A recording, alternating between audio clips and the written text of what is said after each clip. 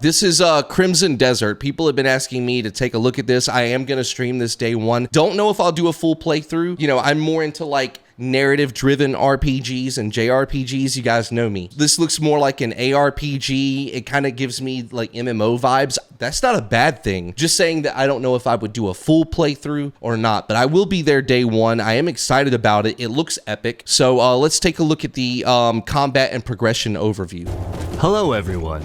Welcome back to another Crimson Desert Features overview video. I'm glad to be here. Last time we took a closer look at Pywell, its characters, the stories within, and open world exploration. Yeah. Today, we'll be shifting our attention to another important aspect of the game, combat and progression. Yes, let's do it.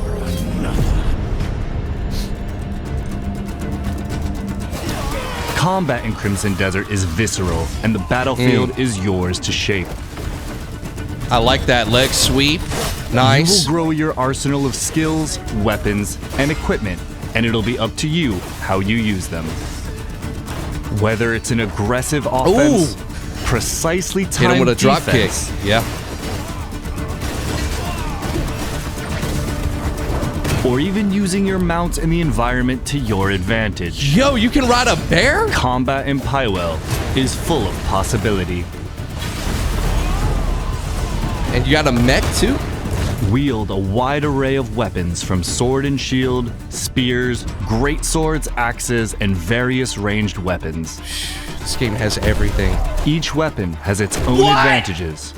So switch back and forth to the ones that best fit your style is that out of Street and the Fighter? situation you're in. We got pro wrestling moves?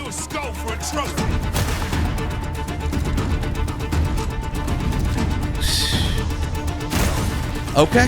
Powerful weapon skills can be paired with hard-hitting, bare-handed hits and kicks, as well as a wide range of grapples to create seamless chains of attacks. Nice.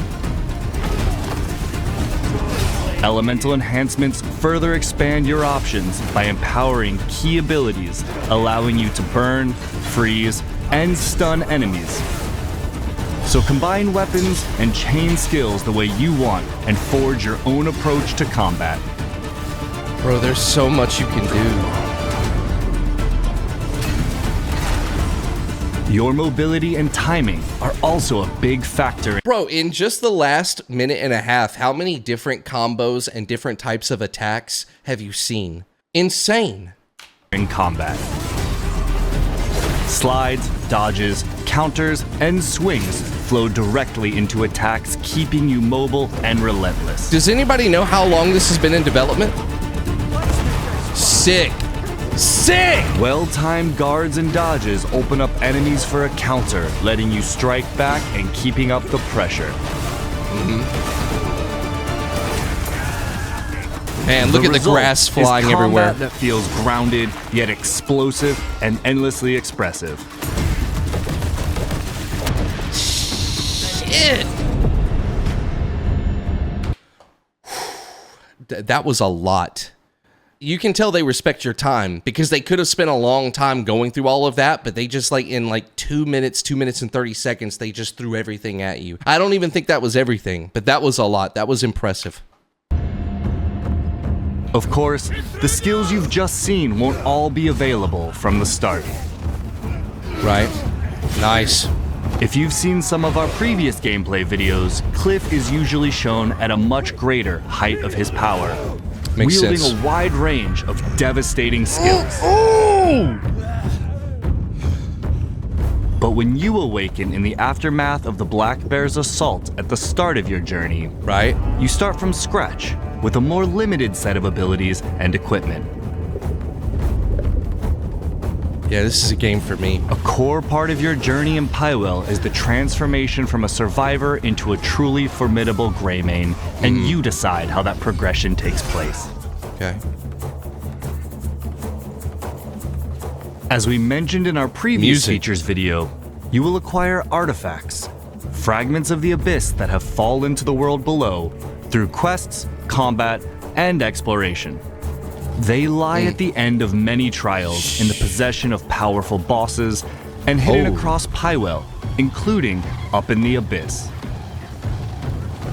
Acquiring these artifacts will be crucial to your progression, as they enable you to increase core stats like health and stamina, unlock new skills for more skill chaining potential, and enhance existing ones, thereby increasing your combat and exploration capabilities. Okay. Some skills and upgrades cannot be obtained through artifacts alone and must be observed firsthand out in the world. Okay, that's interesting.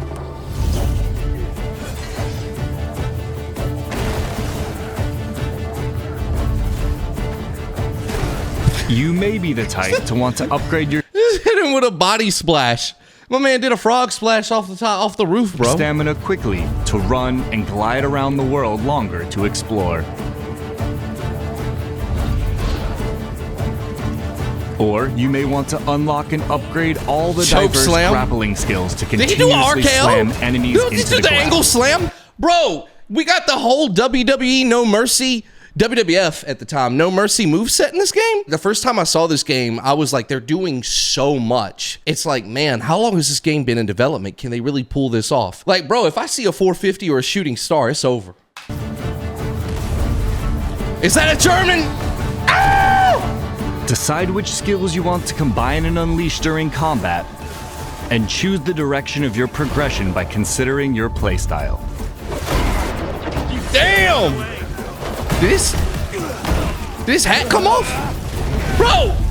While learning and Hit him with a mastering your giant swing? skills is important to winning battles, the equipment you bring to the battlefield can be just as crucial. As you Oh my travel God. across Pywell, you can buy, find, and craft the gear that gives you the edge in combat. The mighty blade tests the heart of its master.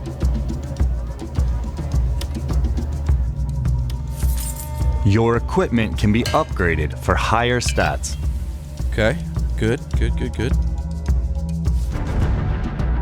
Materials for upgrading your weapons, armor, and equipment can be found in a wide range of ways. Okay. Through mining and hunting, defeating powerful bosses,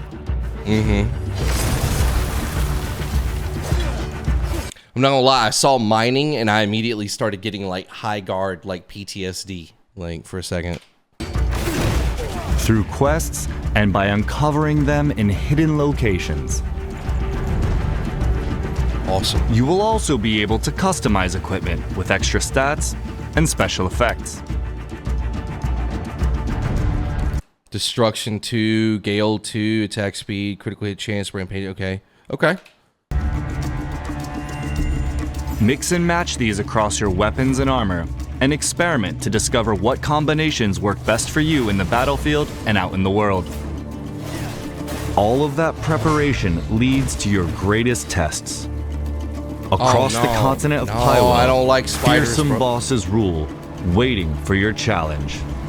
Is that like They a come in many steampunk forms: pterodactyl? human and beast, steel and sorcery, Yo! brute force and mystery. It's like Shadow of the Colossus and like Monster Hunter combined. Actually, honestly, this game is like 10 different games that I love combined. It's crazy.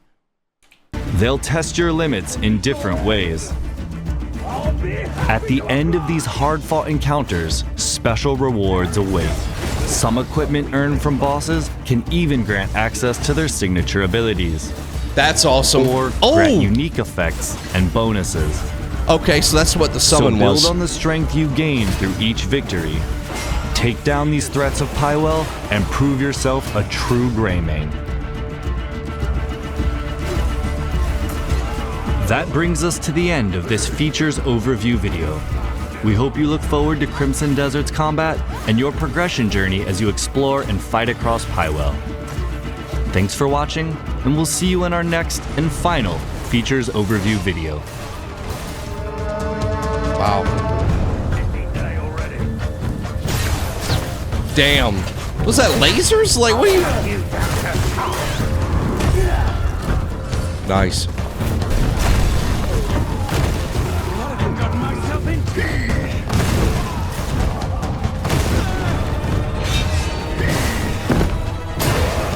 This is nuts. It's too good. Bro, did she do the fucking Sub-Zero like slide attack?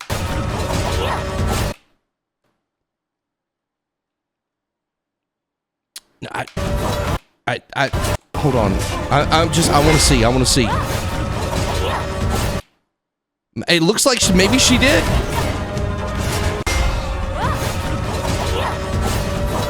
She might have used her weapon at the last moment. Either way, fire.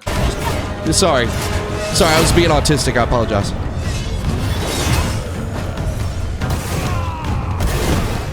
Look at what. Consider where you went wrong.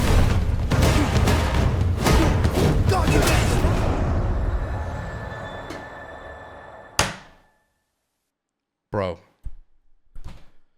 it just looks so good.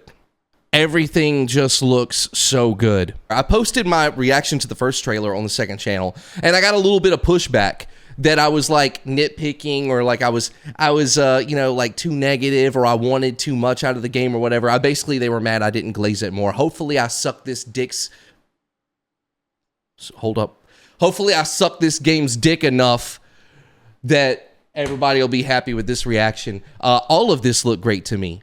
All of it looked great to me. The only criticism I've had through both trailers, and it's not even really a criticism, it's just kind of like the only like hesitation that I have, is, you know, for me, the kind of gamer that I am, everybody's different, right? Some people will play a game no matter how bad the story is if the gameplay and the combat's good enough, right? I'm kind of the opposite. You know, I can deal with a shitty combat system if I really like the story. Like, you know what I mean? I'm a story first kind of gamer. That's kind of why I've never really drifted into like Hollow Knight, Dark Souls, Elden Ring, and shit like that, because I want the story more than I want the great combat. So I'm looking for story. And I'm not saying those games don't have it, but the way that you have to dig for it in a lot of those games, just, you know, it didn't appeal to me right out of the gate. You know, those are games that I still have to play. But what I'm trying to say is that immersion and the quality of like the RPG interactions with NPCs and stuff like that, that's a high priority for me personally. So I'm just interested in how alive and interactive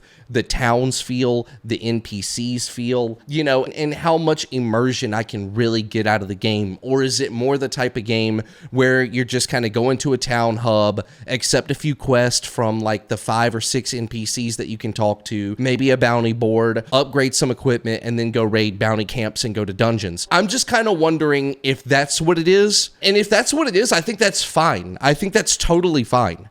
You know, I don't think that I'm in the majority. I think I'm in the minority. I don't think most people are going to be like me, wishing for like, you know, more Skyrim-esque immersion in towns and stuff. But if they have that on top of everything else that I've seen, this might be a top 3 game ever made for me, honestly. It gives off like Breath of the Wild vibes, Witcher vibes, you know, Shadow of War vibes, and I can't wait to see like their final trailer, their final like you know, deep dive or whatever, and I'll be there day one no matter what to play this game and you know, give my thoughts on it. Like I said, I'm not sure I'll do a full playthrough, but I will be there day one. Assassin's Creed Valhalla is kind of the vibes you're getting. Might have to pre-order this one.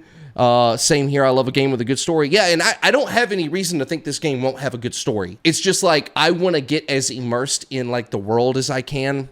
And like for me, that's like day-night cycles, weather cycles, NPC behavior, you know, random encounters out in the world. How many NPCs can you talk to? How interactive the environment is. Just because those things are important to me and I'm hoping that it's there, it doesn't mean that I think that everybody feels that way. I know they don't. And it doesn't mean that the game won't be great if it doesn't have those things. That's not true either. Like I'm trying to be as clear as I can be that this is just something that I'm hoping is in the game for me that would like take it to like S tier for me. But if it's not, then it's not. It's okay. It's already doing more than enough. You know, is that fair? Is that fair? I hope that's fair. It sounds fair. There's a video that one of the devs talks about the immersion and that you could be doing a quest and something will happen where you get pulled to something else. Love that. I love that. I love an open world game, action RPG, where I set a destination on the map and I'm like, I'm going to go here and do this quest. I'm going to go to this town and talk to this person or whatever. You know, on my way to that town, there's going to be 4 or 5 different things that happen that I get distracted. Like, oh, I want to go over here and I'm going to hunt for a minute. Or, oh, I want to go over here and get these herbs, gather these items. And, oh, there looks like a cave over here. I'm going to explore it real quick. Stuff like that just where the experience becomes a lot more dynamic and less linear because of like just the world presenting you with opportunities that you don't have to take, but you can. That's the kind of shit I like. That's the kind of shit that takes it to the next level for me. You know what I'm saying? A lot of people calling this game Dragon's Dogma 2 or what they wish Dragon's Dogma 2 was. Yeah, I see that. I absolutely see that. Yes.